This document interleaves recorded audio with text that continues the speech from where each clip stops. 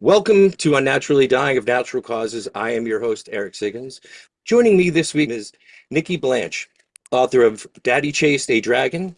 It's a hit children's book that deals with addiction and family dynamics. Now, before we get into it, into the heavier stuff, Nikki, what's a fun thing for people to know about you? So in addition to writing, which I really do enjoy a lot, I think everyone needs a creative outlet. Obviously, writing is one of them. But for fun, I like to make little cross-stitch portraits of people, and they love it. People, think that they're so cute, and I love to do the caricature of it for Nice. people. So just one little fun thing is that I'm really super boring in my regular life is actually the fun thing. That is very fun. And my fun thing is that I own more than two pairs of pants. Wow. Um, I Post-COVID, don't mean that's to a pretty listen, I don't mean to impressive. flex on everybody. Okay. I'm sorry to come at you like that, but I do own more than two pairs of pants. Now, the book is called Daddy Chased a Dragon, and according to the blurb on the back that I truly loved. So I'm just going to read that real quick here. Daddy Chased a I'll read Dragon. along with you. I have my copy with me. Ooh, would you? Well, then let's do that. I didn't want to put you on the spot, but would you want to tell us what the book is about? Sure. Do you want me to read it? I haven't actually read it since I wrote it, probably, but I'll read it. Daddy Chased a Dragon addresses the complicated subject of addiction and substance abuse in a manner appropriate for children. Using metaphor and fantasy, the tale allows adults flexibility to interpret and apply the topic while keeping children engaged in the themes. The purpose of this book is to encourage open and honest conversations about addiction. I guess I And do have a speaking voice when I'm reading. um, and yeah, and I mean that blurb really truly encapsulates the book as just coming from a reader. And the flexibility to interpret I found was one of the most charming things about the book. And as I had read through it, and I did reread it several times throughout the week. I wanted to like sit with the material and be like, okay, well, how did that make me feel? And then let life happen and then sort of revisit it. And I did notice that every time I read it, I did find like some different little like very like nuanced take or a very clever way of describing the contents there. And um one of the main things that I did like that like really stuck out to me was that the child in the book, and maybe this is something that I was reading that wasn't there, but I think it allows that falls into the flexibility portion. But Mhm. my take on it was that it seemed sort of as if the child was maybe gender ambiguous. Was that sort of like a deliberate choice, or am I adding to the flexibility like within my own mind? I really appreciate that you say that, that every time you read it, you found something different. Was hoping that that was what people would say. 'Cause kids get a favorite story and they ask for it every single night. And sometimes as the parent or the adult reading the story, it gets so boring that you're just like, this is, oh my God, it's 100th time I've read this. This is brutal. So hearing that you picked up more things as, the couple of times, that's fantastic. So I did want the child to be ambiguous in many ways. So when I hooked up with the illustrator, I told her, and you'll see it's the very, very talented Stephanie Castellano. I said to her, I want this to reflect that addiction affects all families of all walks of life. So if the child could be any gender, any culture, any this, any that, like if you could just make the child as ambiguous as possible, I was hoping that people would see, representation matters. And so they would see themselves in the book. That's beautiful. Yeah, and I mean, I don't have kids, but I do know kids. I was a kid, and when I was younger, I worked with kids, and like there's definitely it's seeming like a fine line, and I mean certainly it's a very clear line when you're just sort of an adult looking after children versus like being a parent or a guardian or whatever. So like there was a very clear distinction in between like you're just here to make sure that these kids don't get hurt and have a good time and all that other stuff, right? But still, there were times when I was able to,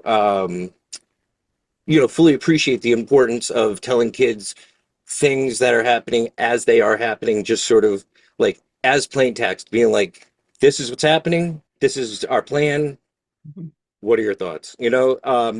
And so that was something that really stuck out to Well, that me. reminds me of another piece of why I wrote this was because I think when children are raised in an environment with addiction, they grow up to have a lot of resentment for the parent who was not the addict. And I think that the issue there is because it's very hidden. And even when I was a kid, so I wrote this book because my dad was an addict. And I was really kept in the dark about it as a kid. And then as I was growing up and you kind of like become more aware of things and you look back at memories and you're thinking to yourself, wait a second, oh, that adds up and that adds up. And then I'm figuring it out later on and I would confront my mom and I would be like, well, what about this? And why didn't you tell me this? And the part that bothers children and where the relationship breaks down is because they are lied to about what's going on. So I wanted to provide a resource where the adults who are taking care of these kids in this situation can have the words and the resources to say this is what's going on. And that's why I like that there's that interpretation and the flexibility in it. Like it's as comfortable as you want, but you still have to be honest with the kids. Yeah, it's a miracle, that whole thing of if you're honest with people, they're going to have a better time of dealing What? with what's going on. You know what I mean? And it's like for me personally, like if I know it's, hey, listen, it's going to rain later, it's probably going to be bad, and then that happens, it's like, okay, well, it is Mhm. raining hard and it is later than it was earlier. So, okay, this falls in Yeah. line with what is generally seen as appropriate for whatever the given situation is.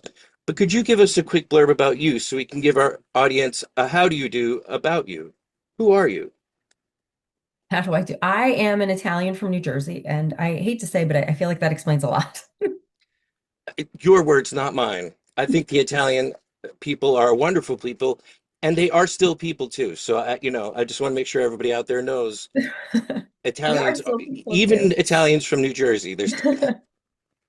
I'm sorry.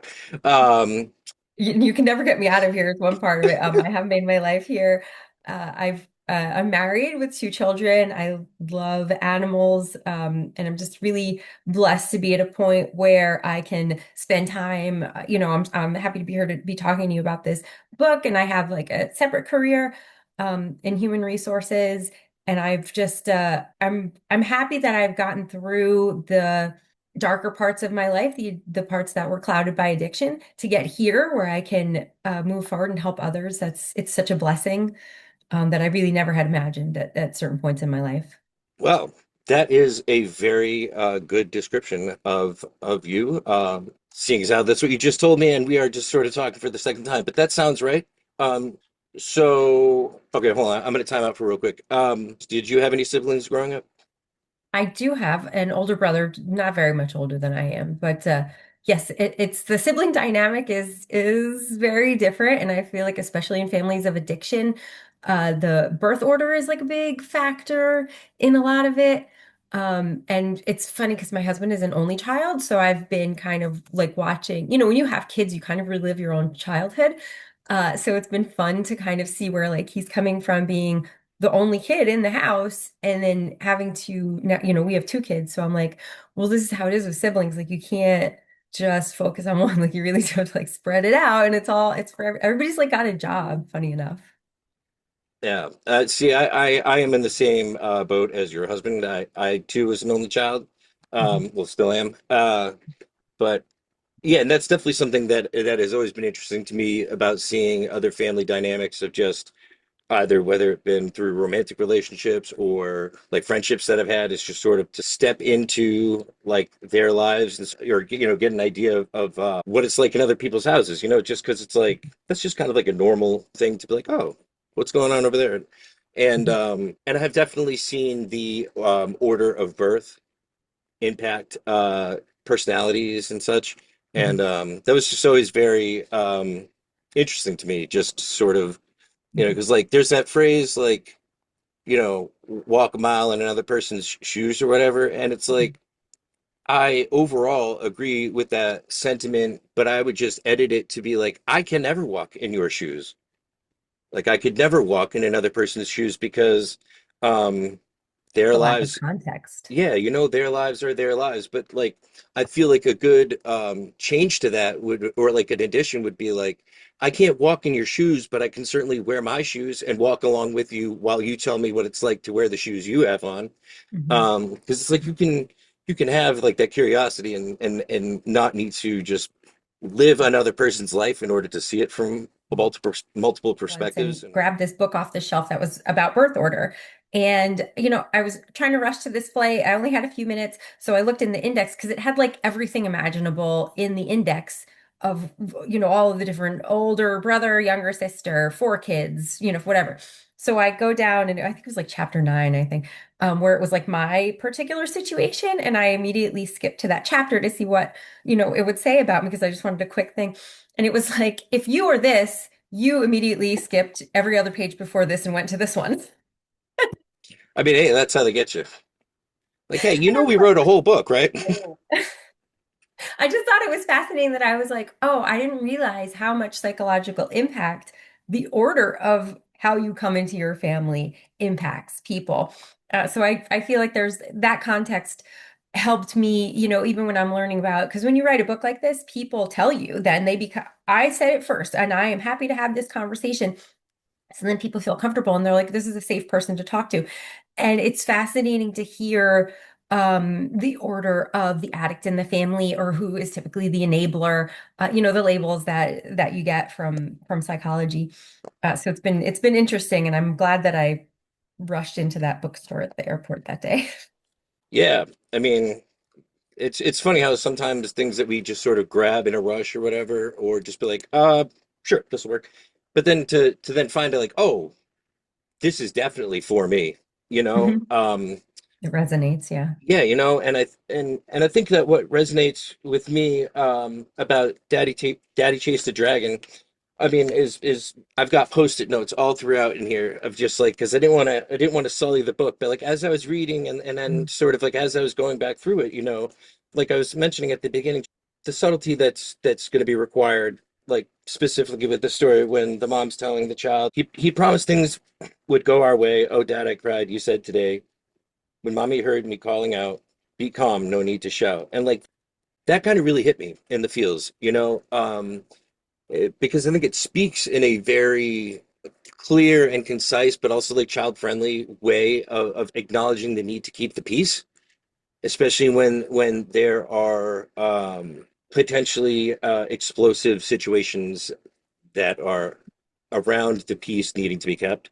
Um, you know, and it's I think that it you know not only was it a great way to sort of touch on that like hey no need to shout like because not only is it a let's not sort of wake lying bears or whatever you know but also I felt like that it was a good model to show like how good parenting can with helping with emotional regulation Mhm. because like it's the mother seems to be acknowledging like yeah this is kind of upsetting like yes but, like hey no need to shout like and I think like something deeper than it is sort of like a longer sentence of that would be like I know this is upsetting and like hey we really need to figure out a way like we can't shout to try to get what we want we need to try to figure out how to a soothe ourselves and I mean again I think this lends to the flexibility of the book sort of further flesh out things as it comes to each individual person but I really Mhm. just wanted to highlight how clear it was that it's important to acknowledge the child, but also to have that sort of, but hey, Mhm. no need to shout. Like we could try to figure out how to get our point across, and like we can be sad and all that. Um, The cruel reality, I think, of families of any dysfunction, especially addiction, like it's no coincidence that a woman may find a man or a man may find a woman who has an addiction problem. That is either a pattern that was from their childhood that they recognize and feel comfortable with, or somehow, they are just really empathetic. It's, whatever it is. So I feel like the cruel reality is that I'm hoping that the parents in this situation or the grown-ups can learn to help the kids with that emotional regulation, but on the whole, typically those are not the adults who are equipped to do so. So it's really a guide for parents and adults in the situation to get a hold of themselves. And you know what? It's on you to have the personal growth to get from here to there. And it's not going to be super fun because you do have to confront realities about yourself that are not cool. Like there, it's going to be, you have to look at your own deficiencies very critically. Um, so it does take a strong person to kind of introspect and say, this is how I'm wrong, but I want to be better in the future. I'm hoping that's what grown-ups get out of it. Yes, it does, that does come through for sure. Oh, good. And and just sort of like even knowing that like there was going to be a gut punch, like the sort of like no need to shout, like that was, oh, that's a cool way to do it, you know. Um, but then you read to the very next page, since you're upset, I must explain. Your dad can't play. He's in some pain. He chased a dragon late last night. She kissed my head and hugged me tight. That gut punch was like very real. It was just so real to me because it was like, you know, it's coming at some point. Like Mhm. that the actual this is what's going on. You know, we'll But the say that sadness of that is the dad had made promises because the dad he did believe that he would be capable of it the next day. It's not he wasn't just, dangling a carrot in front of the kid. There, when he's in the throes of his addiction, he's feeling very powerful. Like I can be a great dad and I can do this for my kid.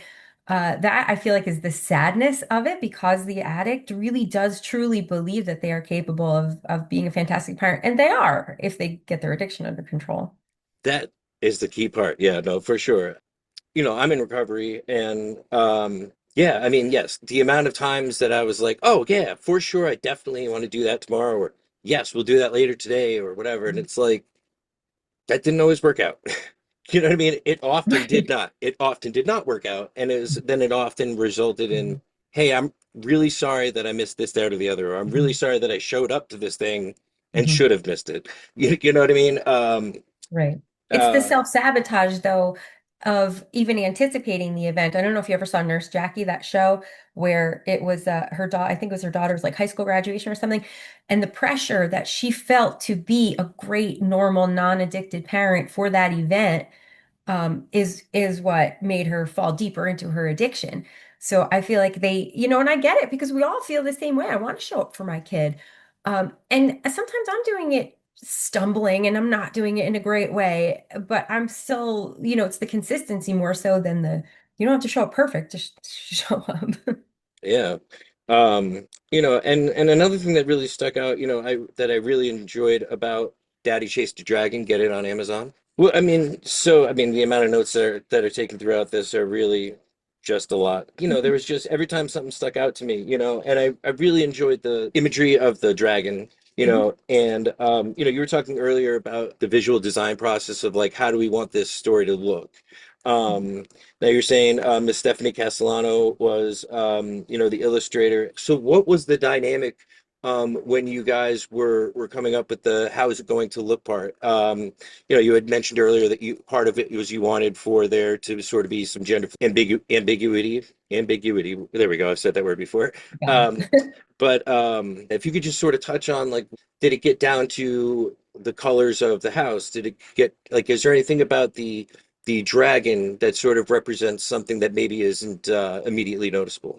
So I had a couple of notes about the fantastic part was that Stephanie's so talented. I really gave her very rudimentary notes and she took it away and really just put it exactly on the page, exactly as I'd imagined. Um, I can't speak highly enough of her talent.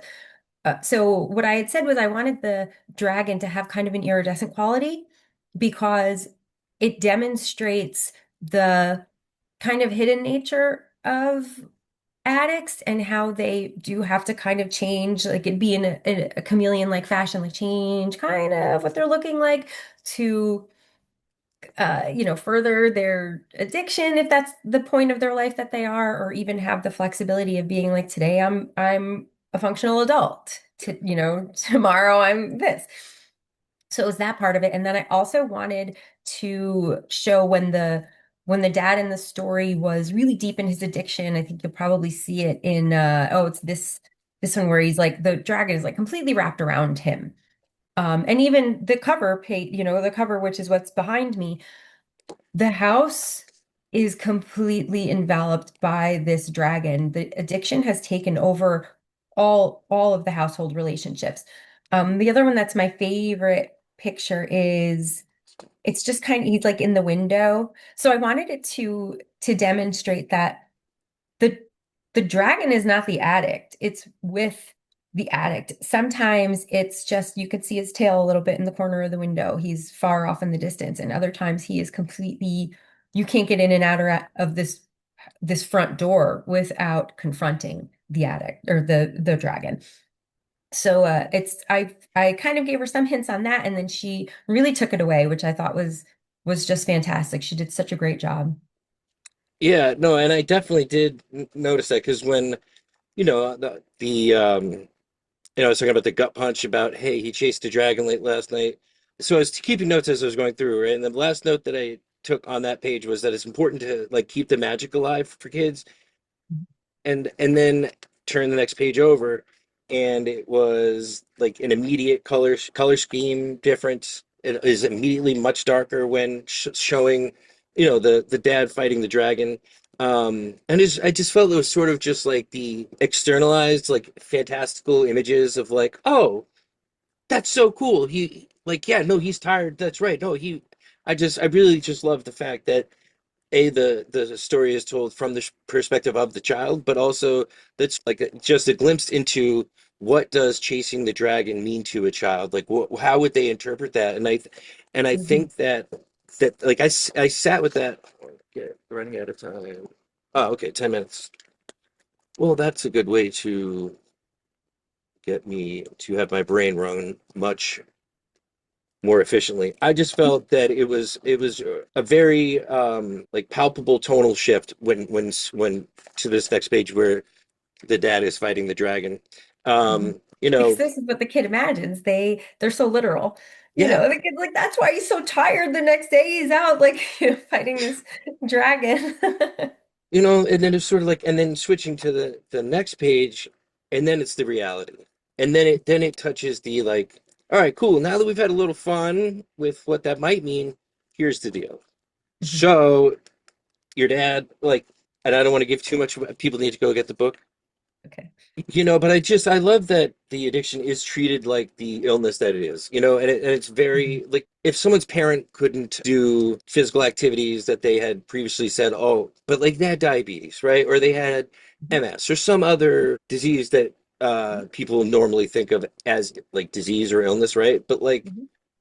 the same things can be said for addiction in that it's like there are things that are happening that are outside of one's control to an extent. And I mean, as an addict and hearing that, like there are definitely it's on each individual to not do the things that we know can lead us to further issues. But how do we get there? Treatment. That's how we get there. You get people treatment.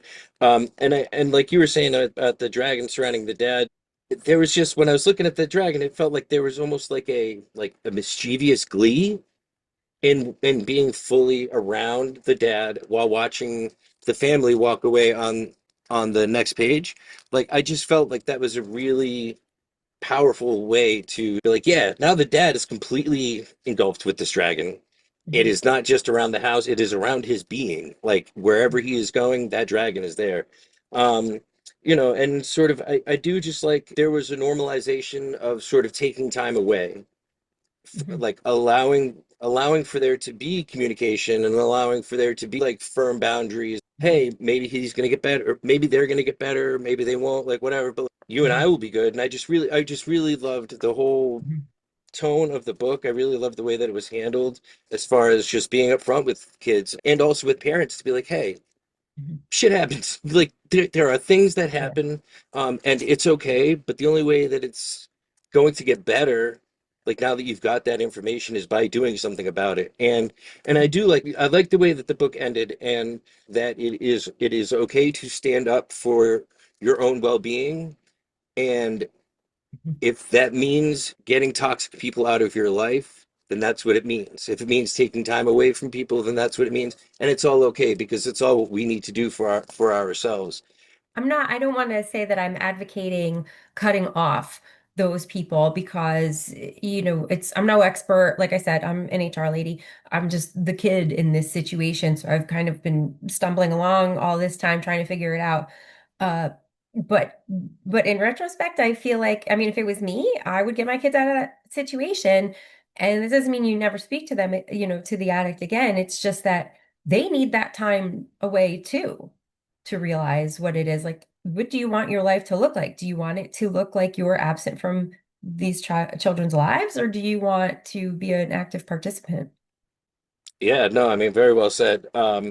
Having been a person on both sides of addiction, whether it's like other people being negatively impacted by my addiction or me being negatively impacted by others' addictions, like I understand needing to sort of take a step back and from both sides, like of being like, yeah, no, I get why y'all needed to sort of let me do my own thing for a while because, yeah, I would want me to do my own thing. I would be like, hey, you just do what you're doing over there, and if you Mhm. figure it out, then come on back. But I do like the fact that it is very clear that not only is it okay to get some space from like a negative situation, but it Mhm. might also be preferable. Like it might be better than it was, not only for yourself or if there are children involved, but like to have a truly stronger family unit. Like if it is that person's time to get well, then that can be like the catalyst for that change. Be like, oh crap, my family just left. Like they are Mhm. not here any longer.